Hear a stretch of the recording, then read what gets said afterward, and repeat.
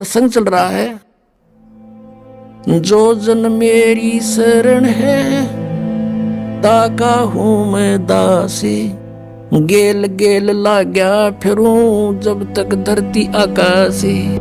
जो बच्चा गौ की नजर में यूं साई को संते, भक्तों के पीछे फिरे यू भक्त वत्सल भगवंते। ये कबीर, हमारे परम पूज्य कबीर परमेश्वर, ये भक्त वत्सल भगवान है। अब उन्हीं आत्माओं में से एक आत्मा मुसलमान घर में जन्म हुआ, उसका राबिया नाम था उसका, राबी। अब परमात्मा किसे दयालु है, जैसे आपको बहुत बार वेदों के प्रकरण दिखाए हैं। ऋग्वेद मंडल नंबर 9 सूक्त नंबर 86 के मंत्र 26-27 में, ऋग्वेद मंडल नंबर 9 सूक्त 82 के मंत्र 1, 2, 3 में, ऋग्वेद मंडल नंबर 9 सूक्त 96 के मंत्र 16 से 20 में, ऋग्वेद मंडल नंबर 9 सूक्त 1 मंत्र 8 और 9 में, ऋग्वेद मंडल नंबर 9 सूक्त 20 मंत्र 1 में, और भी अनेकों स्थानों पर। अब आप समय आने पर मालिक की दया होगी, इन वेदों का एक अच्छी तरह से जो अनुवाद किया जाएगा। तो वेदों में भी लीला लिखी है, भगवान ऐसी लीला करता है। वो परम अक्षर परम पूर्ण परमात्मा है। वो ऊपर रहता सतलोक में, सचखंड में, और वहां से गति करके आता सशरीर, और वो 3 प्रकार के शरीरों से सभी का धारण पोषण करता, सबकी संभाल करता है। एक रूप तो परमात्मा का सतलोक के अंदर स्थिर है, जिसमें करोड़ सूर्य करोड़ चंद्रमा मिला दे एक रोमको की इतनी रोशनी है, मनुष्य दृश्य है। और दूसरे टाइप का जो शरीर मालिक धारण करते हैं, नवजात शिशु का रूप धारण करके प्रकट होते हैं किसी तालाब के ऊपर, जल पर, इसलिए उसको नारायण बोलते हैं।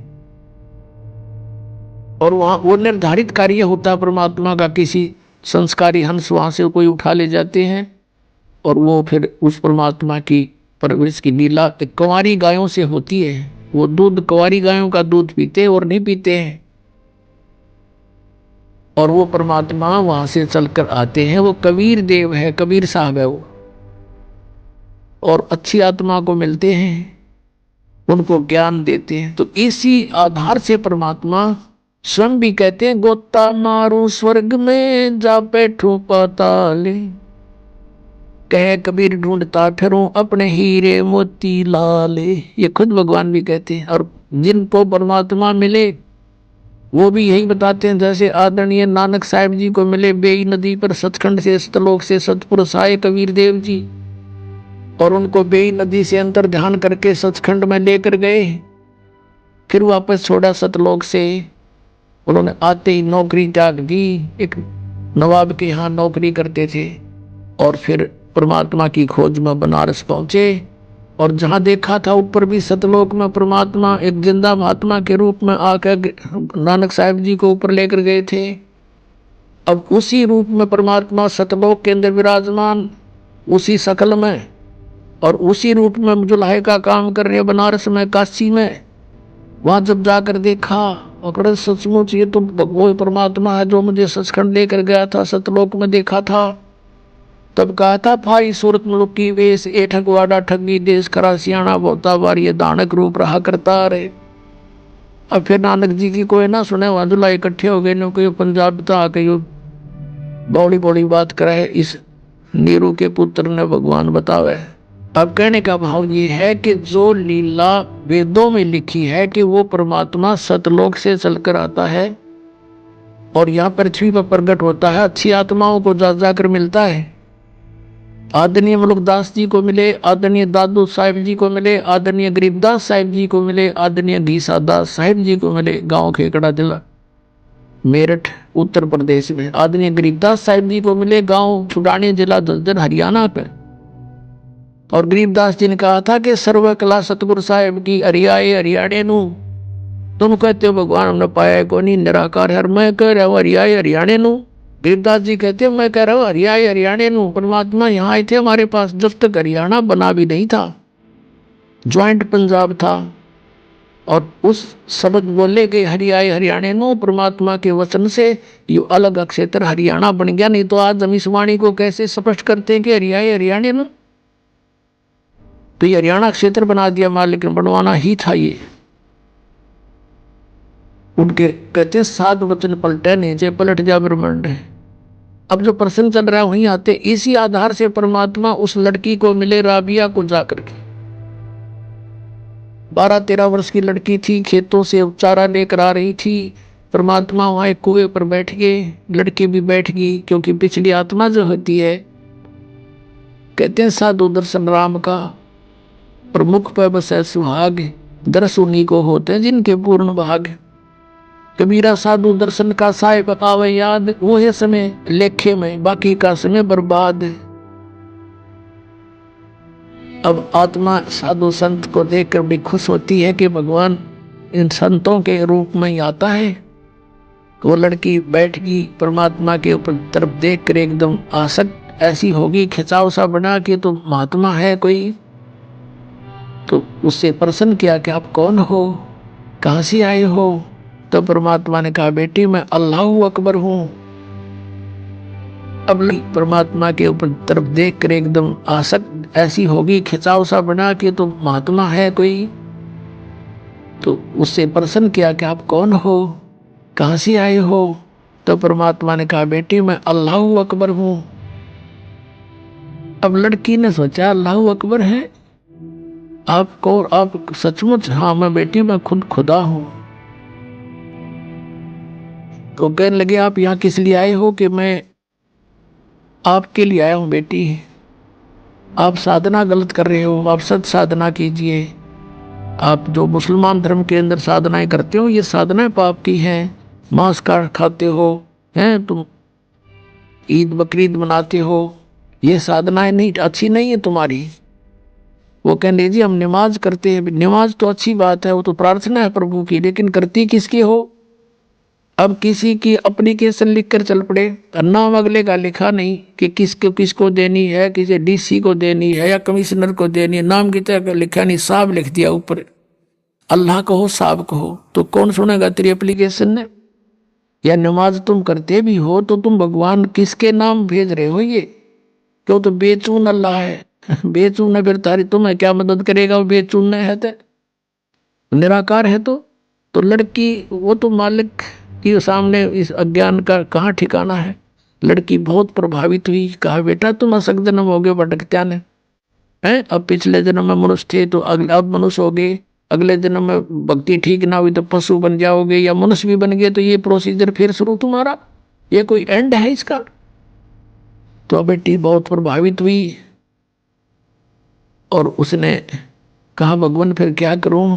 कि बेटी उपदेश ले मेरे से और भक्ति कर डट के अपना भजन किया करे। कहने लगे जी ये साधना है जो मुसलमान धर्म की है ये ना करना बिल्कुल भी। जैसे मैं कहूँ ऐसे नमाज ये कर दो, मैं आपको बता रहा हूँ, भक्ति करते रहना और ये मांस मिट्टी नहीं खाना। जो बोले जी वो कंपलसरी कर देते हैं, नमाज भी करनी होती है कि नमाज भी कर लेना, लेकिन टेक का मत्था अपना यू मंत्र करती रहिए, बस हो गई नमाज। बोला जी ठीक है। तो उस लड़की ने उपदेश ले लिया, मालिक उपदेश देकर चले गए। इतनी प्रेरित होगी ज्ञान से, उसने फैसला कर लिया कि मैं विवाह नहीं कराऊंगी और अपना मोक्ष कराऊंगी। अब उसी दौरान घर वालों ने क्या किया, भाई लड़की युवा होगी इसकी शादी तैयारी करो। लड़की ने घर वालों से कह दिया कि मैं विवाह नहीं करूंगी। और मुसलमान धर्म में एक विशेषता है कि लड़की को बैठा देंगे पहले और लड़की से पूछते हैं कि बेटी तुझे ये विवाह मंजूर है, अगर वो स्वीकृति दे देती है तो विवाह होगा, नहीं तो नहीं होगा। अब वो लड़की ने मना कर दिया, घर वाले भी असमंजस में पड़ गए, भाई अब निकाह हो ही नहीं सकता किसी सूरत में भी। माता पिता चिंतित हुए, बहुत समझाया बेटी हमारी इज्जत का सवाल है, न्यू है, ऐसे है, सौ कुछ कामों को नहीं, मैं नहीं शादी करानी। अब घना चिंतित हो गया, माता पिता का अन्न छूट गया लोक लाज के कारण। तो लड़की को अपने आप को प्रेरणा हुई, सोचा उसने कि चलो देखी जाएगी, माँ बाप कहते हैं विवाह कर लेती हूँ, लेकिन आगे जाके अपने पति से मैं साफ कह दूंगी मैं संतान उत्पत्ति नहीं करूंगी। ये डिटर्मिनेशन करके उसने स्वीकृति दे दी। विवाह हो गया। एक बहुत अच्छे नेक व्यक्ति थे, अच्छा अधिकारी था, अफसर था, उससे उस बेटी का ब्याह हो गया मुसलमान के। तो वहां जाते ही उसने अपने पति से कह दिया कि बात सुनो मेरी, मैंने एक प्रतिज्ञा कर रखी है अपने गुरुजी की कसम खा के कि मैं संतान उत्पत्ति नहीं करूंगी, मैं गृहस्थ कर्म नहीं करूंगी, और यदि आप मेरे साथ जबरदस्ती करोगे तो मैं आत्महत्या कर लूंगी। ये मेरा फाइनल फैसला है। तब वो सोच गया भी ये बात क्या बनी। क्या लगा बात बता, फिर आपने निकाह स्वीकार क्यों किया था, बना कर देते, कोई आप पर प्रेशर थोड़ा ही था। उसने बता दिया कि ऐसे ऐसे मेरे माता पिता लोक लाज के कारण बहुत परेशान हो गए थे और मैंने इसलिए निकाह मंजूर कर लिया कि ये तो शांत रहे, आगे मैं आपसे अर्ज कर लूंगी। ये सोच कर आई थी, वो आपकी मर्जी, मेरी अर्जी मंजूर करो या ना करो। तो बुद्धिमान समझदार दयालु व्यक्ति था वो मुसलमान। उसने एक सोचा भी मैं क्यों इसके वादा करूं भगवान के। पहले डरने वाले होते थे परमात्मा से कि भी क्यों मैं इसके टांग अड़ाऊं, इसकी भक्ति तो इसकी इतनी रुचि है। कहा ठीक है राबिया, जैसे आपके माता पिता को लोक लाज से डर था तो हमारा भी यहाँ समाज है।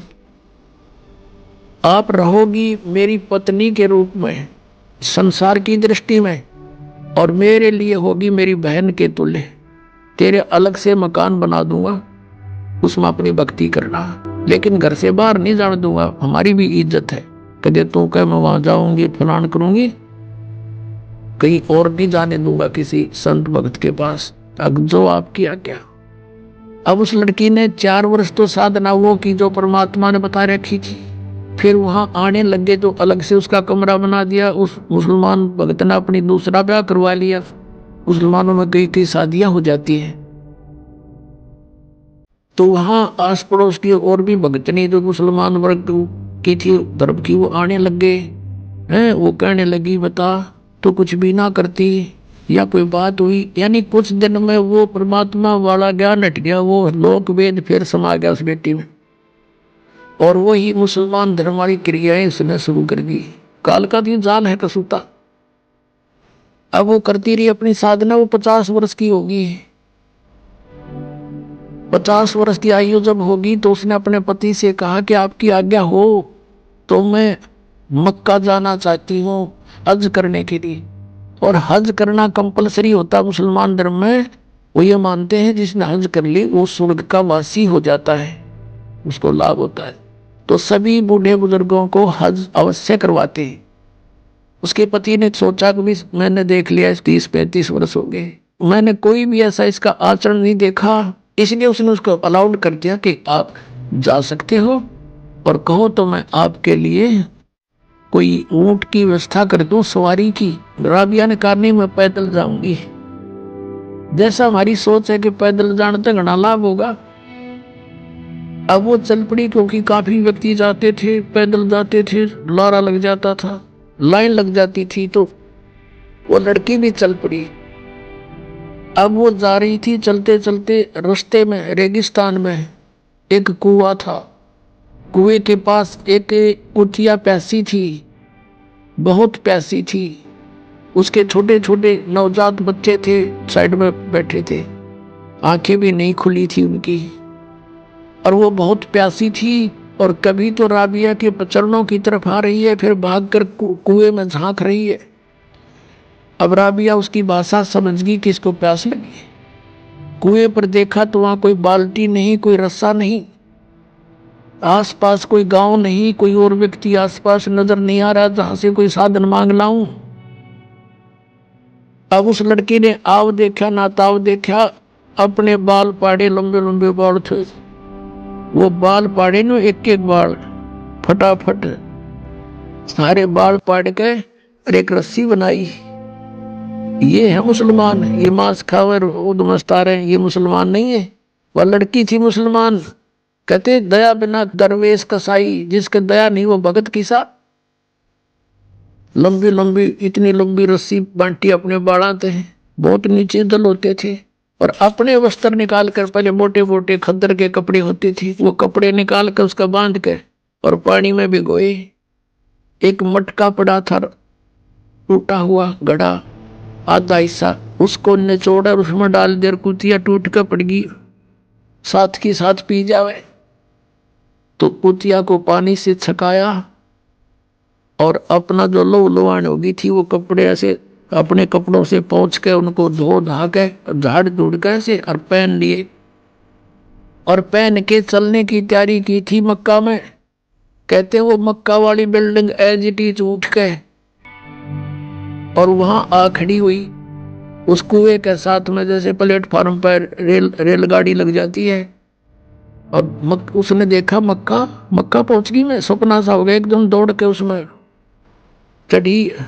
जमते ही वो वहां से उठा और उसमें सारे यात्री उसमें जितने जा रहे थे माथा मुथा टेके थे वो सारे उसके अंदर। और वहां मक्का है नहीं स्थान पर, वहां सारे देखें कित गया वो हमारा मक्का। तो फिर कुछ देर के बाद वो विमान की तरफ वापस जाकर वहीं स्थापित हो गया।